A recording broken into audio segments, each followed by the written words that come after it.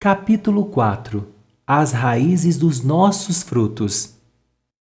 Todas as experiências que passamos e palavras que ouvimos quando aceitas por nós formam em nós uma convicção. E essa convicção gera atitudes e essas atitudes formam quem somos, autor desconhecido.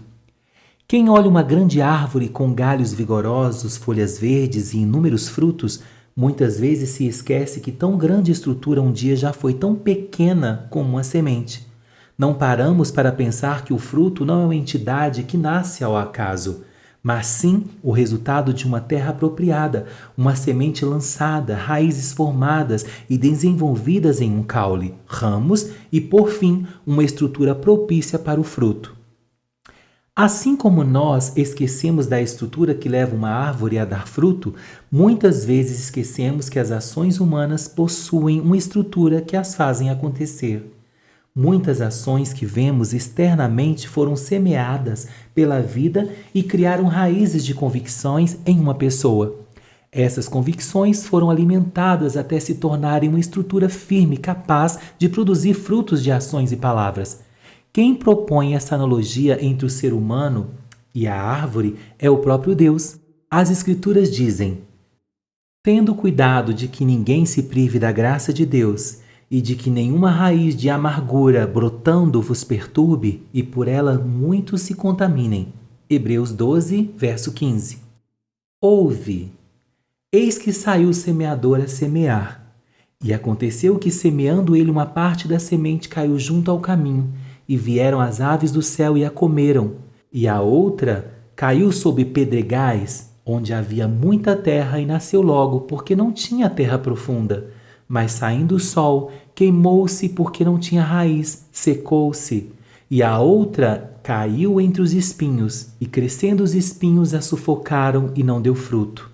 O semeador semeia a palavra, e os que estão junto do caminho são aqueles em que a palavra é semeada. Mas tendo eles ouvido, vem logo Satanás e tira a palavra que neles foram semeada. Do mesmo modo, aqueles que foram semeados nos lugares pedregosos são os que, ouvindo a palavra, imediatamente com alegria a recebem, mas não têm raiz em si mesmo. Antes são de pouca duração, depois sobrevindo tribulação ou perseguição por causa da palavra, logo se escandalizam. Outros ainda são aqueles que foram semeados entre os espinhos. Estes são os que ouvem a palavra, mas os cuidados do mundo, a sedução da riqueza e a cobiça de outras coisas, entrando, sufocam a palavra e ela fica infrutífera. Aqueles outros que foram semeados em boa terra são os que ouvem a palavra e a recebem e dão fruto a 30, 60 e a 100 por um. Marcos capítulo 4, verso 3 ao 7, verso 14 ao 20. Portanto, oferecemos sempre por ele a Deus sacrifício de louvor, isto é, o fruto dos lábios que confessam o seu nome. Hebreus 13, verso 15. Ao observar esses textos, podemos identificar e nomear a pontos desta analogia bíblica. Terra simboliza na parábola o coração ou a vida do homem. Semente denota no aspecto espiritual a palavra de Deus, mas também pode indicar no natural algo que é lançado sobre o homem, como palavras de pessoas, experiências, valores. Raiz indica crença, convicção, mentalidade, percepção e visão que recebemos em forma de semente e demos condições de se desenvolver dentro de nós. Frutos falam do resultado final da semente, palavras e ações. Semente.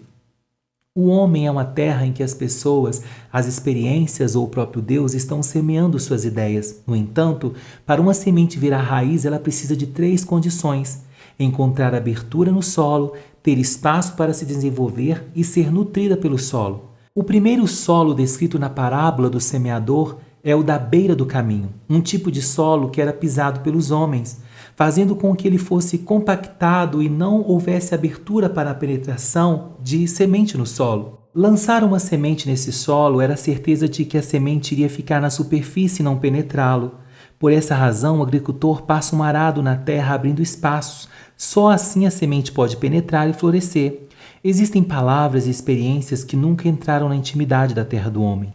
Ele não tem abertura para isso. A terra do coração se fechou para deixar certas experiências e palavras o influenciarem. É incrível como a mesma experiência pode gerar tristeza no coração de uma pessoa e não afetar o outro. Como a mesma palavra pode gerar vida em um e no outro não afetar para nada. Uns são boas terras, outros são o solo da beira do caminho. No entanto, algumas circunstâncias boas ou adversas acontecem na vida como se fosse um agricultor com seu arado na terra. Fazem com que o solo duro e fechado para a semente se abra. Muitas vezes o próprio Deus, com seu amor, mexe na terra do coração, nos ajudando a receber sua palavra, ou a palavra e a experiência que precisamos. Não basta apenas entrar na terra. A semente precisa também encontrar no mesmo espaço para se desenvolver. O segundo tipo de solo da parábola nos ensina isso. E a outra caiu sob pedregais, onde não havia muita terra e nasceu logo, porque não tinha terra profunda. Mas saindo o sol queimou-se, porque não tinha raiz e secou-se. Marcos 4:4. A falta de terra não deu espaço para a semente, após seu nascimento se desenvolver, e por isso ela logo morreu. Nesse solo, a presença das pedras explica a falta de terra para o desenvolvimento da semente. Na vida, muitas ideias que recebemos concorrem com as outras e não encontram espaço para se desenvolver no solo do coração. Logo aquilo ao primeiro desafio se esvai. Nem toda a experiência ou opiniões das pessoas geram fruto no coração de alguém. Uma das razões é por não terem tido exclusividade no meio da terra. Algumas pedras de ideias estavam bem estabelecidas no coração das pessoas, não dando espaço para outras sementes se desenvolver no solo. Uma semente também só vai dar fruto se ela for nutrida pelo solo. Qualquer semente, quando lançada no solo, precisa ser nutrida pelo mesmo. Uma semente busca sais minerais e água para se alimentar, e apenas quando a terra nutre a semente que ela pode gerar uma raiz e depois dar frutos. Os frutos que geramos se baseiam no tipo de sementes que nutrimos. Por isso, uma pessoa precisa prestar bastante atenção com o modo que ela lida com o que ouviu, para que isso não tenha condições de se desenvolver. Muitas pessoas não estão dando bons frutos em relacionamentos hoje, não por causa do que fizeram com ela no presente momento, mas devido às sementes antigas que elas aceitaram como verdade. Raiz. Certas passagens bíblicas se referem a Jesus usando a expressão raiz de Davi, aludindo ao fato de que seu antepassado era Davi, indicando também a sua origem. Podemos dizer que uma pessoa tem sua raiz na roça. Quando falamos de raiz, denotamos essa ideia de procedência, origem, ponto de partida. A origem de um fruto não é a terra, mas a raiz. Da raiz ele procede. A raiz é a porção da planta que penetra no solo e extrai os nutrientes para a vida da planta. Depende dela o crescimento e o vigor da planta. Serve também para a planta se fixar ao solo. Antes dos ramos, caule e fruto, vem uma raiz que possibilita que tudo aconteça. Na simbologia bíblica, vemos que a raiz é a mentalidade, a crença, a visão que a pessoa tem de tudo o que a cerca. Das nossas crenças e mentalidades extraímos os nutrientes para viver. A partir delas é que desenvolvemos nosso crescimento e estabilizamos nossa existência. É a raiz das nossas crenças que vem o comportamento simbolizado pelos frutos. O que estiver enraizado em nós, frutificará em nós. O que produzimos por fora em nossos relacionamentos não é necessariamente uma reação a elas, mas uma produção da raiz que habita em nós. Às vezes reclamamos de uma atitude de alguém sem perceber que muito do que a pessoa está dando tem a ver com a raiz que ela está nela. O escritor de Hebreus cita uma pessoa como a raiz amarga. Tenho cuidado de que ninguém se prive da graça de Deus e de que nenhuma raiz de amargura brotando-vos perturbe e por ela muitas se contaminem. Hebreus capítulo 12, verso 15. Para haver uma raiz amarga que brote em frutos que contaminem os outros, tem que haver uma semente amarga. Assim como a semente de espécie de tangerina produz o fruto de acordo com sua semente, da mesma forma a semente amarga que encontrou condições na terra desenvolve em uma raiz amarga que dará frutos amargos. Observe o contexto cultural do que era considerado pelos judeus na época uma raiz amarga. Os hebreus chamavam de amarga toda planta venenosa.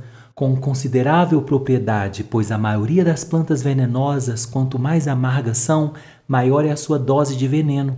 A planta venenosa é vigorosa. Absorve todos os nutrientes no solo, deixando-o ressequido e estéril para o crescimento de plantas úteis. Essa planta vigorosa espalha suas raízes por toda a parte e logo surgem plantinhas secundárias. Não demora e não há espaço para mais nada na terra. Quando alguém recebe uma semente amarga de pessoas ou de experiências, isso pode se tornar uma raiz amarga na alma. Por isso, uma pessoa perde os nutrientes, a alegria, o ânimo na vida. Torna-se um solo seco, em que não há espaço para produzir coisas úteis. Quando essa pessoa fala ou age, seu comportamento acaba contaminando e não ajudando os outros. Você conhece uma pessoa amarga? Se sim, com certeza percebeu que o que está à volta dessa pessoa pode até ser bom. No entanto, a mesma parece não perceber.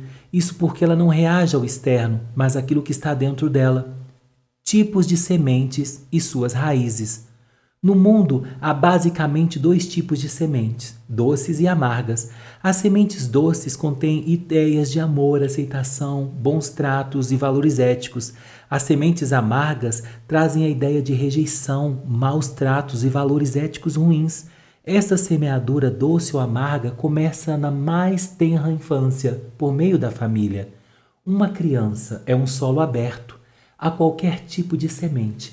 Ela irá abraçar quase sempre com nenhuma resistência o que for semeado nela. Daí a extrema seriedade do papel dos pais de liberarem sementes doces para que as ideias de amor e aceitação sejam liberadas e formem raízes saudáveis, produzindo assim comportamentos sadios. Embora saibamos que existem características inerentes, intrínsecas que a criança já possui desde o seu nascimento, é vital que os semeadores na vida de uma criança lancem sementes coerentes com os bons padrões. Infelizmente, muitos pais lançam sementes amargas de abusos verbais e físicos numa criança e depois veem que a mesma, quando cresce, reproduz um comportamento baseado na semente que recebe.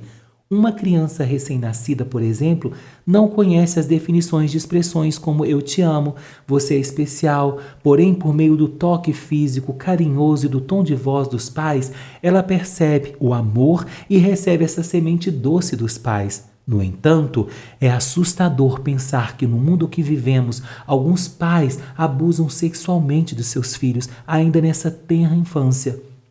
É muito fácil perceber em nosso mundo as tristes consequências disso no comportamento dessa criança.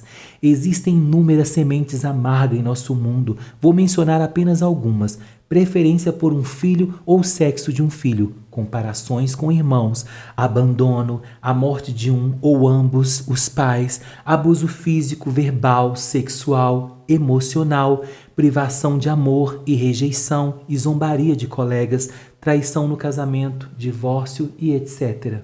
Uma vez abrigada uma semente amarga na infância ou na fase adulta, ela se tornará uma raiz que, se não for tratada, continuará dando frutos terríveis. Pude reparar em minha própria vida isso. Sou o caçula de uma família que morava no Rio de Janeiro. Um irmão mais velho, muito próximo, uma mãe muito carinhosa e um pai que, pelos seus traumas em família e pelo alcoolismo, era mais distante de mim e do meu irmão. Meu pai é uma pessoa boa e generosa, mas pelas sementes amargas da vida se tornou um homem fechado e introspectivo, fazendo da bebida sua fuga da realidade. O único jeito que ele tinha de demonstrar amor era por meio de presentes. Conversar, mostrar amor com palavras e tocar de forma carinhosa não era a semente que ele tinha recebido, por isso também não era algo que lhe daria. Pois, como sabemos, você só dá daquilo que recebeu. Em compensação, meu pai nunca encostou a mão em mim para me bater, com exceção de um único episódio, quando eu tinha aproximadamente 10 anos. Por uma situação boba de futebol, discutimos e o meu pai me deu um forte tapa na coxa. Assustado por nunca ter apanhado dele e com a coxa direita ardendo, chorei muito enquanto ele saía de casa rumo a um bar. Na grande maioria das vezes, meu pai não ficava agressivo, mas mais carinhoso quando bebia. No entanto, o álcool não possibilita uma sensação de proximidade e amor na pessoa que se relaciona com ela. Havia um enorme buraco de relacionamento entre meu pai e eu, e esse comportamento liberou uma semente amarga no solo da minha alma, fazendo com que uma baixa autoestima se tornasse uma raiz em mim. Em tudo que me propunha a fazer, sentia um senso interno de inferioridade nortear o meu comportamento. Quando recebi a Cristo com 14 anos de idade, levei alguns anos andando com um povo na igreja que dizia que era muito bom orar.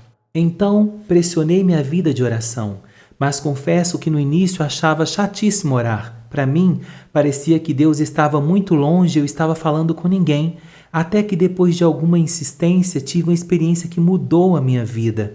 Não sei explicar direito, mas parecia que a presença de Deus encheu a sala onde eu estava orando. O invisível estava tão perto que as lágrimas brotaram sem parar no meu rosto. Dentro dessa atmosfera, ouvi uma voz dentro de mim dizendo: "Não estou distante de você, como seu pai terreno está de você. Eu te amo." Naquela hora vi que estava transferindo para o Pai Celestial a referência de distanciamento que sentia do meu pai terreno. Mergulhado nesse amor incondicional de Deus e diferente de tudo que eu tinha experimentado na terra, apenas sabia chorar. Foi nessa hora que algo inexplicável começou a acontecer. Minha coxa direita começou a arder. Coloquei a mão na coxa assustado com a dor, quando aquela doce voz disse dentro de mim: "Estou sarando suas emoções, eu te amo, não sou como seu pai terreno." Na hora que ouvi isso, me lembrei do tapa que meu pai tinha me dado muitos anos atrás na coxa e entendi as palavras do meu Pai Celestial. Dessa hora em diante, num processo de 10 anos, a raiz de inferioridade começou a ser tratada pelo amor de Deus e meu relacionamento com o meu pai terreno foi transformado de forma poderosa. Eu o abraço, amo, respeito, porque entendi que meu pai não encontrou em Deus a resposta do seu problema. Deus quer arrancar essas raízes amargas que estão na nossa alma. Valorizo, aprecio e uso muitos princípios da psicologia nesse livro, mas sei que a resposta real é definitiva para o seu coração. Não está no psicólogo, mas em Deus. A Bíblia ensina que o ser humano é dividido em 3 partes: espírito, alma e corpo. 1 Tessalonicenses 5:23. Quando alguém recebe a Cristo, o seu espírito que antes estava morto no pecado ganha uma nova vida, passa a ser uma nova criatura por meio do sacrifício de Jesus. No entanto, a alma pode ter várias situações amargas que a vida semeou. No momento que passamos tempo renovando nossa mente com a palavra de Deus e tendo relacionamento com Deus, Ele nos dá entendimento e revela o seu amor que já está em nosso espírito para a nossa alma. Nessa hora, as raízes amargas que estão em nós começam a ser arrancadas do nosso interior pelo poder de Deus. Por isso que não basta estar numa igreja e dizer que somos cristãos para termos nosso comportamento mudado. Precisamos buscar, conhecer a Deus e a sua palavra e assim termos uma experiência real e profunda com Deus. Deus não quer lidar com frutos, entre parênteses, comportamento, mas sim com suas raízes, entre parênteses, crença, mentalidade, visão e convicção. Quando João Batista pregava a palavra, ele disse: "E também agora está posto o machado à raiz das árvores. Toda árvore, pois, que não produz bom fruto é cortada e lançada ao fogo." Mateus 3:10. Se você quer fazer um pé de tangerina parar de dar tangerina, você não corta todas as tangerinas, pois fazendo assim o fruto continuará sendo liberado. Você vai à raiz e arranca, e os frutos logicamente vão parar de brotar. Muitos têm tentado apenas lidar com as ações, entre parênteses, frutos, e têm se frustrado, pois enquanto a raiz, entre parênteses, mentalidade, crença ou visão, continuar sendo ou tarde, a árvore continuará a produzir os frutos. Às vezes, em nossos relacionamentos interpessoais, vemos pessoas agirem e só prestamos atenção nos frutos quando Deus quer nos ensinar a olhar para a raiz. Lembro-me de um amigo que certa vez ajudou de forma maravilhosa uma pessoa ao realizar uma tarefa, só que essa pessoa tinha uma raiz de baixa autoestima tão grande por não saber fazer aquela tarefa, que em vez de agradecer e ficar feliz, essa pessoa fechou o semblante e ficou com a cara de poucos amigos. Meu amigo, por olhar o comportamento, achou essa pessoa muito ingrata e chata. Se ele olhasse a raiz ou o porquê, talvez seria mais compreensivo. Chegou a hora de lidarmos com a raiz em vez dos frutos. Chegou o tempo de amarmos além da aparência e procurarmos entender o coração do outro. Chegou o momento de, em nossa própria vida, lidarmos com as raízes de nossos comportamentos em nossos relacionamentos e no nosso dia a dia. Devemos parar de culpar os outros e olhar para as nossas raízes. Nos próximos capítulos, vamos olhar mais fundo várias raízes que podem ter sido geradas por meio de sementes amargas da vida de uma pessoa. Abra o seu coração e prepare uma mudança que vai além da árvore que seus olhos estão vendo.